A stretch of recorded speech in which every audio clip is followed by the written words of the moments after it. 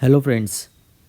आज है 10 जनवरी और हम आज का द हिंदू न्यूज़पेपर का एनालिसिस करेंगे और देखेंगे एग्ज़ाम पॉइंट ऑफ व्यू से क्या क्या चीज़ें हमारे लिए इम्पॉर्टेंट है। और प्रीलिम्स में जैसे ही आप लोगों को पता है अभी बस 5 मंथ्स का गैप रह गया है और अपनी प्रिपरेशन की स्पीड अप करने का अब समय आ गया है। ठीक है, तो आज का न्यूज़पेपर देख लेते हैं थोड़ा सा। ये मैंने कुछ इम्पॉर्टेंट न्यूज़ जो एग्ज़ाम पॉइंट ऑफ व्यू से बहुत ज़्यादा इम्पॉर्टेंट है और इन टॉपिक्स के ऊपर हम लोग थोड़ा सा डिस्कशन करेंगे। पेज 10 पे गिवन है डैमेज कंट्रोल, अभी जो अर्थक्वेक आया उससे रिलेटेड ये न्यूज़ है। पेज 10 पे section 152 of Bharatiya Nyaya Sanhita should not become a proxy for sedition. Sedition एक तरह से एक कंडक्ट या स्पीच होती है जो एक इंसाइट करती है रेबेलियन को, रेजिस्टेंस को, डिसकंटेंट को अगेंस्ट द अथॉरिटी या गवर्नमेंट जो भी करंटली प्रेजेंट है। ठीक है, और सेडिशन पहले बीएनएस जैसे आप लोगों को पता है आईपीसी को थोड़ा सा चेंज किया है इंडियन गवर्नमेंट ने, अब उसको बीएनएस बना दिया है। और बीएनएस से पहले जो आईपीसी था उसमें सेडिशन का जो सेक्शन था वो 124A था, उसके बारे में हम लोग थोड़ा सा पढ़ेंगे। नेक्स्ट जो न्यूज़ है, is India open to idea of dual citizenship. अच्छा, डुअल सिटीजनशिप आप लोगों को पता होगा, ये कंसेप्ट है जो यूएस में एप्लीकेबल है। यूएस में डुअल सिटीजनशिप दी जाती है और इंडिया में भी क्या ये आइडिया चल सकता है, इसके ऊपर हम लोग बात करेंगे। और नेक्स्ट न्यूज़ है, ball in governments court on SC/ST creamy layer. SC/ST के जो क्रीमी लेयर में जो फॉल करते हैं लोग, उस क्राइटेरिया में जो लोग फॉल करते हैं, तो उसके ऊपर जो भी डिसीज़न होगा वो गवर्नमेंट के ऊपर है। अभी तक कोर्ट ने इसके ऊपर कुछ भी बोलने से साफ मना कर दिया है। एंड लास्ट जो न्यूज़ रहेगी, India releases compilation of 1000 human genomes from 83 population group 16। तो ये डीएनए से रिलेटेड है, इसको हम देखेंगे। साइंस में आएगा, ये साइंस का एक टॉपिक है। ठीक है, और चलिए स्टार्ट करते हैं आज का the Hindu news analysis. Welcome to UPSC Mantra. Damage control, अभी जैसे ही आप लोगों को पता है एक तिब्बत में एक बहुत ही ज़्यादा स्केल पे अर्थक्वेक आया है। 7.1 इसका मैग्नीट्यूड था, जिसमें अराउंड 100 से ज़्यादा डेथ हो चुकी है और बहुत ज़्यादा डैमेज हुआ है। और इसके ट्रिमर्स आपके नेपाल, बिहार और न्यू दिल्ली तक भी फील किए गए हैं। ठीक है, Himalayas are highly earthquake prone due to tectonic activity between India and Eurasian plate creating fault line with latent energy। ठीक है, अच्छा ये एक जोग्राफी का कंसेप्ट है। और जैसे हमें पता है आपको, हिमालयाज़ यंग माउंटेन है और हिमालयाज़ जो लोकेटेड है वो कौन सी प्लेट के ऊपर लोकेटेड है? इंडियन एंड यूरेशियन प्लेट के बीच में लोकेटेड है। ठीक है, और जिसकी वजह से हिमालय में काफ़ी मूवमेंट होता रहता है। यंग माउंटेन्स है तो इसमें हल्का हल्का हिमालय थोड़ा सा मूव कर रहा है due to its location between Indian and Eurasian plate. And 8 magnitude earthquake is overdue in Garhwal Kumaon region range as historical record. अच्छा, 8 मैग्नीट्यूड का भी अर्थक्वेक आ चुका है गढ़वाल कुमाऊं रेंज में। ठीक है, जो हिस्टोरिकल रिकॉर्ड हमारा कहता है। Infrastructure Himalaya region such as dams, power plant, roads face risk earthquake. अब जो भी इंफ्रास्ट्रक्चर रहेगा हिमालयाज़ में उसको कहीं ना कहीं थोड़ा सा डिसएडवांटेज है। और कई बार अर्थक्वेक आते हैं, लैंडस्लाइड्स आती है, ग्लेशियल आउटबर्स्ट होता है, तो ये सारी चीज़ें वो एक्सपीरियंस करते हैं जो भी इंफ्रास्ट्रक्चर रहता है। और उससे काफ़ी डैमेज होता है, लोगों का भी डैमेज होता है, गवर्नमेंट का डैमेज होता है, इकोनॉमी का थोड़ा सा डैमेज होता है क्योंकि चीज़ें दोबारा रिस्टोर की जाती है। ठीक है, strict adherence to earthquake resistance building codes in Himalayas and surrounding Indo-Gangetic plains is essential to minimise damage. तो ऐसा कहा गया है कि थोड़ा बहुत रिस्ट्रिक्ट करना पड़ेगा इंफ्रास्ट्रक्चर को इन रीजन में ताकि डैमेज बहुत कम हो। ठीक है, तो इस आर्टिकल में एडिटोरियल में यही इतना ही समराइज करके दिया हुआ है। आगे हम नेक्स्ट न्यूज़ देखते हैं।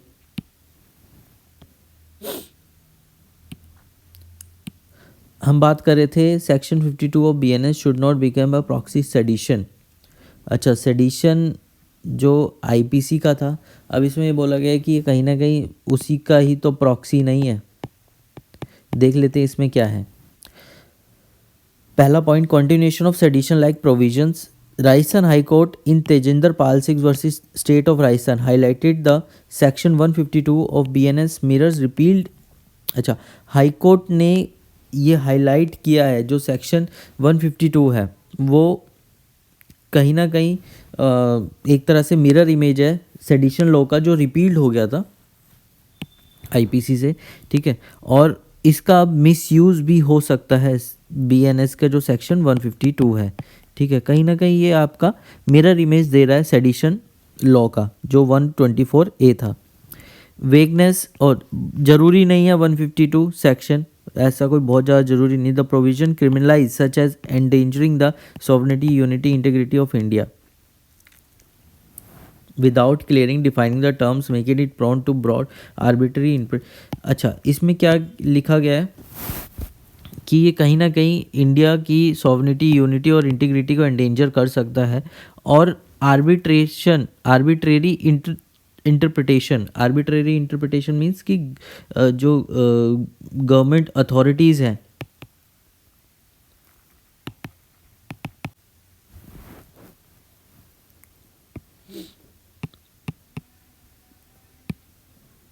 उनकी कहीं ना कहीं मोनोपोली हो सकती है। इस वजह से इसको काफ़ी वेग बोला गया है सेक्शन 152 को, इसकी कोई ज़रूरत नहीं है।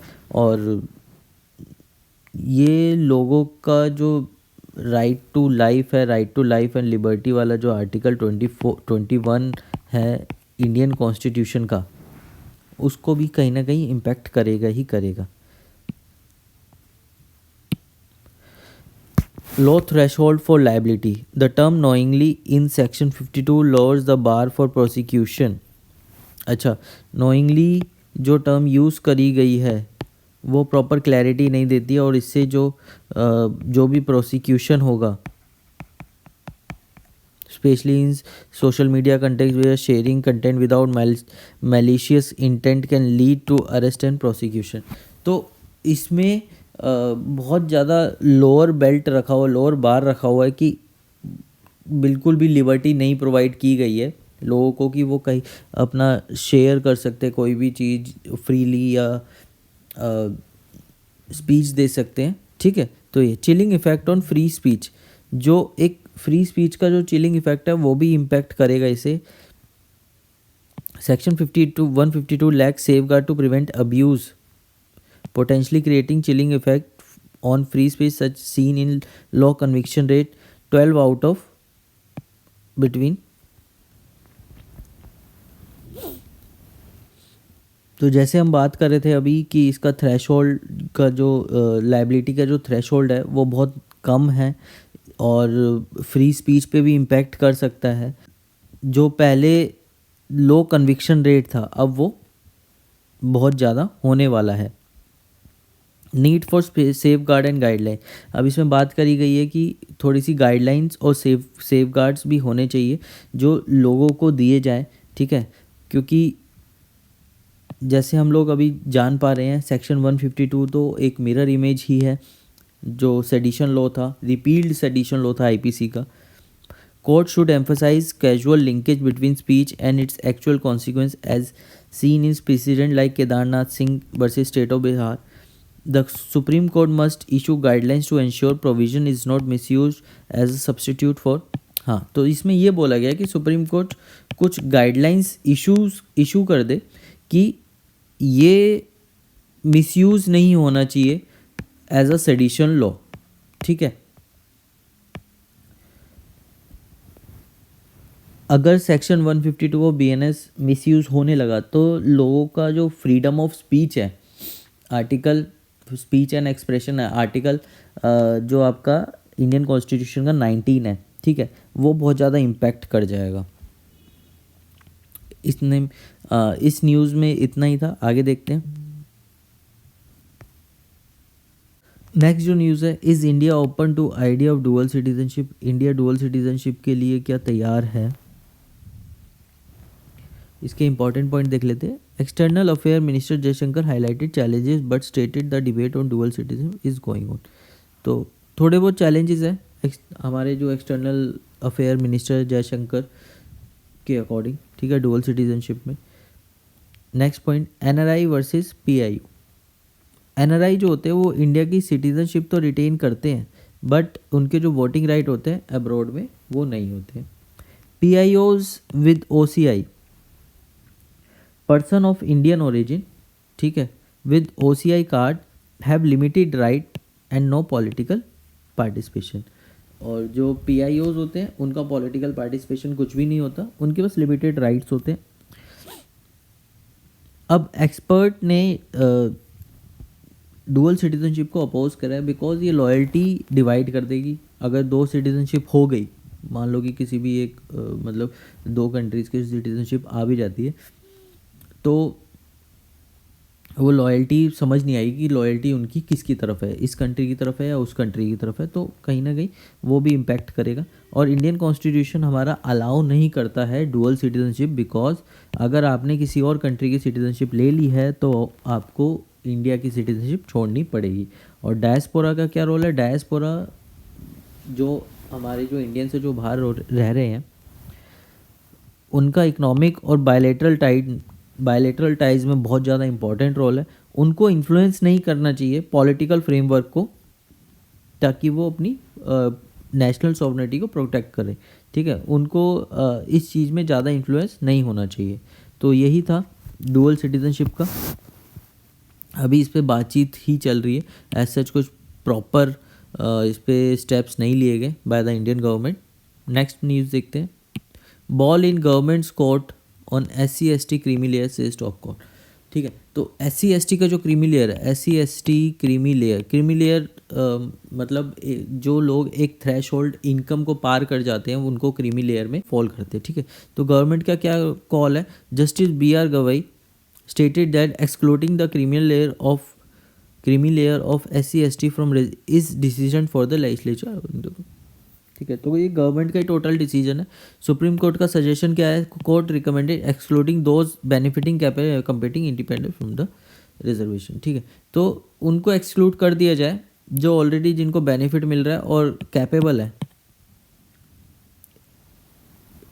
है सोसाइटी में इंडिपेंडेंटली compete करने के लिए, ठीक है। Writ petition sought to stop reservation benefit for the criminal among the, ठीक है, एक petition डाली गई थी 24 में। क्या judgement? A constitution bench upheld states power to create subclassification between, ठीक है। तो कॉन्स्टिट्यूशन बेंच ने ये बोला था कि जो कैटेगरी है उसका सब क्लासिफिकेशन कर दिया जाए इकोनॉमिक इनकम के बेसिस पे। और पॉलिसी की रिक्वायरमेंट है unique criteria for identifying SC/ST creamy layer distinct from the OBC criteria was recommended. OBC का जो क्राइटेरिया था क्रीमी लेयर का, उससे अलग होना चाहिए SC/ST का क्राइटेरिया, ठीक है। तो अभी इस पे डिस्कशन चल रहा है और कोर्ट ने बोल दिया कि टोटली गवर्नमेंट के हाथों में है, हमारे हाथों में कुछ भी नहीं है। नेक्स्ट न्यूज़ देखते हैं। India releases compilation of 10,000 human genomes from 83 population group.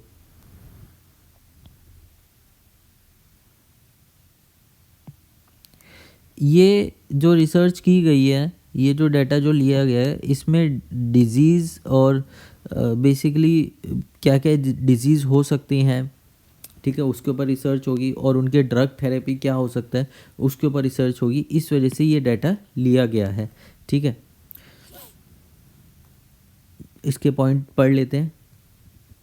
India has created database of 10,000 human genomes from 83 population groups. 83 इन्होंने एक सर्वे करा है, ठीक है, वहाँ से इनको डाटा वगैरह लिया है, representing 2% of the India's total group, ठीक है। जो रिसर्च में काम आएगा, किसकी? डिजीज़ और ड्रग थेरेपी की रिसर्च के लिए काम आएगा, ठीक है। ठीक है। Global accessibility the data is store to the Indian biological data centre in Faridabad. अच्छा, ये बायोलॉजिकल डाटा सेंटर कहाँ पर है? Faridabad. Will be accessible to researcher worldwide under the strict data sharing policy.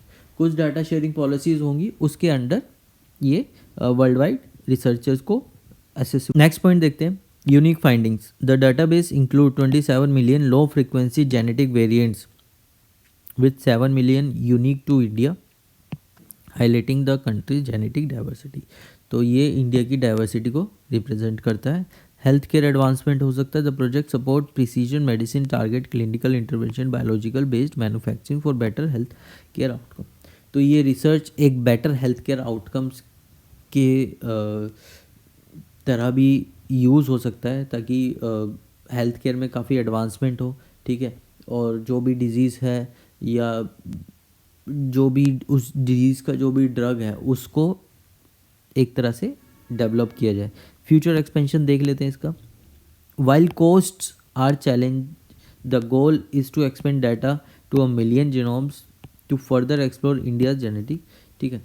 तो इसको और एक्सपेंड करा जा सकता है, लेकिन एक सबसे बड़ा चैलेंज है इसकी कॉस्ट, ठीक है। वो कौन बियर करेगा और कितना होगा, ठीक है। तो और पीएम ने भी बोला है, इंडिया के जो पीएम है उन्होंने बोला है it will strengthen biotech economy. Biotech economy पे ज़्यादा फोकस किया गया है,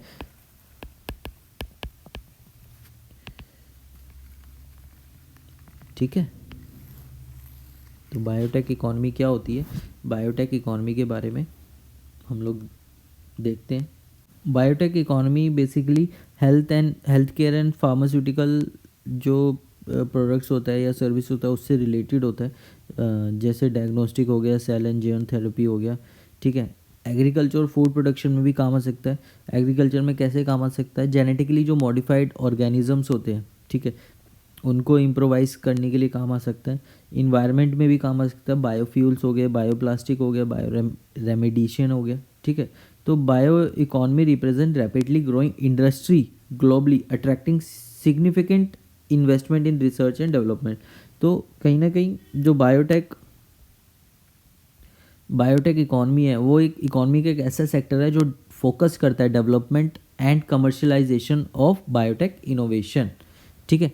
तो ये आज का इम्पोर्टेंट न्यूज़ आर्टिकल्स थे द हिंदू न्यूज़पेपर में।